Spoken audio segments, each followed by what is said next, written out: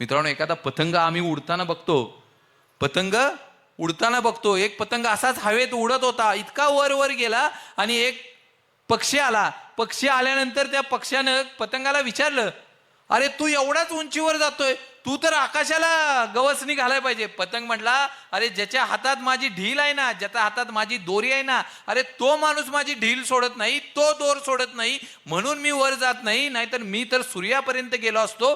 त्यानं फक्त थोडीशी ढील द्यायला पाहिजे. हे जसं तो म्हटला तसं त्या पक्ष्यानं तो दोर काटला आणि जसा दोर काटला तसा तो पतंग येऊन परत खाली गटारात पडला.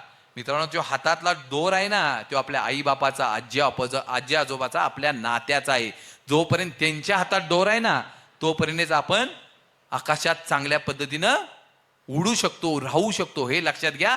त्यांनी हात सोडला ना, आम्ही देखील खाली येऊन पडायला वेळ लागणार नाही, याची सदैव जाणून ठेवा. कारण आमच्या नात्यातला प्रत्येक माणूस आम्हाला लाख मोलाचा आहे.